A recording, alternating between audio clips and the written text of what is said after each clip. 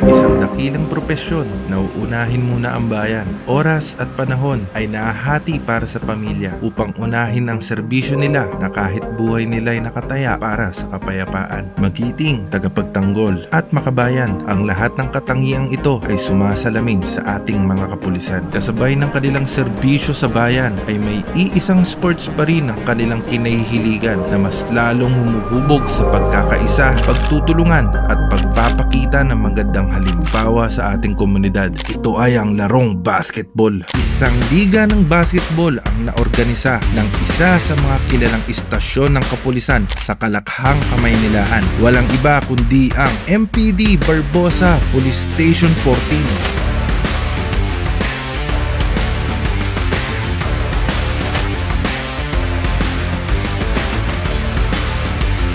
Saksihan natin ng mga kapulisan na halos 24 oras silang nangangalaga sa ating sambayanan at upang maibsan ng stress at pagod sa kanilang trabaho ay bumuo sila ng isang liga. Liga na sa una ay binubuo lang ng konting kupunan gaya ng PCP Palangka, PCP Menjola, TMRU at PCP Barbosa. Dahil sa ganitong proyekto ay lumawig at dumami ang kapulisan na nakilahok at nabuo ang Barbosa Basic Basketball Tournament 2023. Sino ba ang nasa likod ng pagkakabuo ng ganitong liga? Marahil ang pagmamahal niya sa kanyang katungkulan ay katulad din ng pagmamahal niya sa laro. Kilalanin natin ang kwento ni alias Bordigoy ng Quiapo.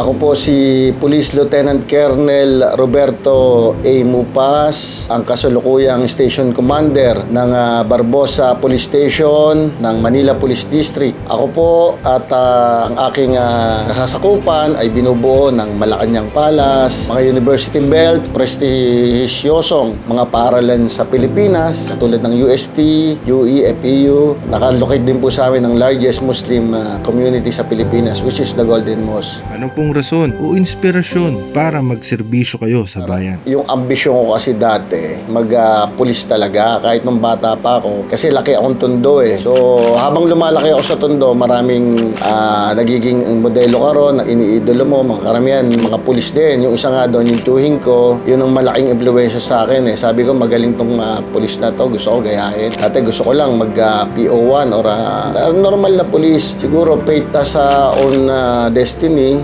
naging pinalad naman tayo maging officers sa Philippine National Police. Bakit tawag sa inyo ay Bordigoy? Meron po ba itong kahulugan o historya sa likod ng inyong palayaw? Yung palayaw kasi yung nickname kong Bordigoy. Bata pa ako, musmus pa siguro ako. Ang tawag na sa akin ng parents ko, Bordigoy. So, through that, yung mga kaibigan ko, mga barkada, tawag na nila sa akin Bordigoy or Bordi. So, hanggang sa lumaki na, kaisip ka na, yung mga kaibigan mo, tawag na rin sa'yo Bordigoy. Siguro, ang dahilan yan, sabi sa akin ng airmat ko, kasi may comics nun eh. Yung comics, yung pinaka-main character, si Bordigoy. Yung parang Flintstone ng ano nun eh, ang tema-tema nun eh, yung parang Flintstone ng Pilipinas. Kasi si Bordigoy, medyo malikot, makulit, galaw-gaw. Nakita siguro ng mother ko, kasi malikot ako nung maliit ako eh. Bakit nyo po naisipang magbuo ng ganitong liga para sa ating kapulisan? Yung kasing liga, kahit noon pa, hindi pa ako station commander. Kahit sa barangay na sa lugar namin, nagpapaliga talaga ako eh. Yung mga bata, 10 years old under, nagpapaliga ako. Sa bahay kasi may maliit kami iskinita doon, gagawa ka lang ng ring, yung mga bakal na 9mm or mga alambre. Tapos yun na, may bibili ka maliit na bola. 2-on-2 na sila doon o 3-on-3. Doon natutuwa ako, doon ako nakakuha ng ng kasiyahan sa ganun eh, pag nakapanood akong ganyan. Advocate ako ng basketball kasi sa basketball, ang daming benefits, ang daming ka nakukuha yung mga bata. Kahit papaano, nagkakaroon sila ng hobby o ng playing time or naiiwas sila sa masamang bisyo, mapabata, and then yung mga teenager, lalo na. Meron din, mga teenager, meron din akong paliga. So parang naging advocacy ko yan, advocate ako ng basketball. Hanggang nag-station commander ako, sabi ko, sige magpaliga tayo, maganda rin yung paliga. Maraming benefits actually, yung paliga ng police. Kasi karamihan sa mga police, karamihan naman sa kanila, mga marunong mag-basketball. Yung health benefits niyan, nawawala yung stress namin pag nakapag-basketball. masasabi ko po, yung magandang naidulot nung palaro na ginawa ng aming magaling na COP na si Police Lieutenant Colonel Roberto Mupas ay nagkaroon ng magandang samahan yung mga Police Barbosa. At the same time, yung pagkakilala nila sa bawat isa, tapos yung unity, yun po ang isa sa magandang nangyari doon. Di ba busy na yung mga pulis ngayon? Maganda yung naisip ni Lieutenant Colonel Mupas na magkaroon ng basketball para may time pa din magpapawis yung mga pulis. Kasi hirap na din magpapawis eh. Kumbaga, ito, binigyan kami ng opportunity na habang nagjo-duty, may extra oras para sa papawis na. Madami din kasi panggabi, wala nang oras na pag-uwi ng bahay, natutulog na lang, pagod din sa duty. Ito kahit papaano, nakaka-high moral. Bihira lang yung COP na naggagando, na mahilig sa basketball, na suportado yung mga tao sa health. And then, siyempre, yung stamina, pag panguhuli ka ng mga kriminal, siyempre, tatakbuhan ka. Kailangan, kaya mo rin silang sabayan, tatakbuhan.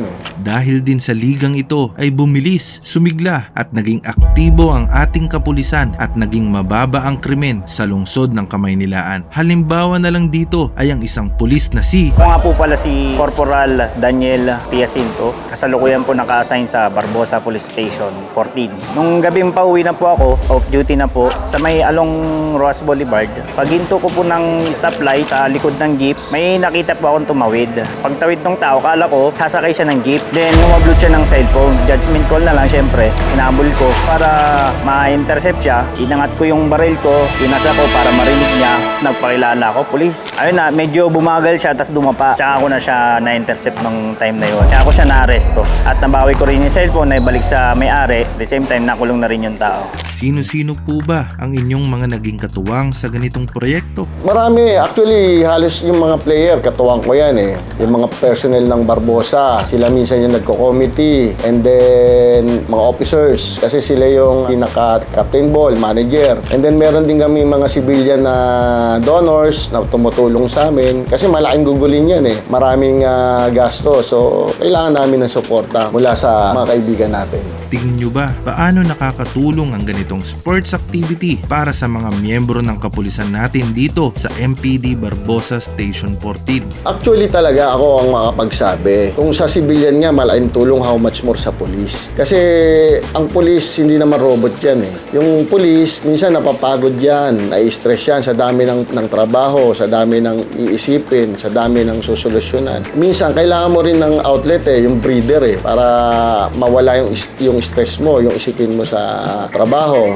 Makapag-basketball ka man lang ng konting oras, malaking bagay na yun. Nare-relax ka, nawawala yung stress mo. Malaking bagay sa totoo lang. Ano ang mga naging motibasyon nyo para mabuo ang tournament na ito? Yung motibasyon ko, siguro yung moral and welfare ng pulis eh. Sabi ko sa sarili ko, total nagpapaliga na ako dati pa. Gumagastos din ako. How much more ngayon na may hawak ang responsibilidad, hawak mo yung welfare ng mga tao mo. Kasi sila naman yung workforce natin eh. Sila yung nagtatrabaho para sa atin. So, I decided na magbuo ng liga. Kaya nga Barbosa Basic Basketball Tournament. Prior to that, marami ng mga pulis na namamilestroke, maraming pulis na bumabagsak sa PFT. Kasi sa amin sa PNP, meron kasing standard eh. Meron kaming standard na BMI or yung average na timbang na kaming i-maintain. So, paano kayo makapag-exercise kung preoccupied kami ng duty? So, siguro, isa sa mga outlet namin, yung makapag-basketball man lang paminsan-minsan.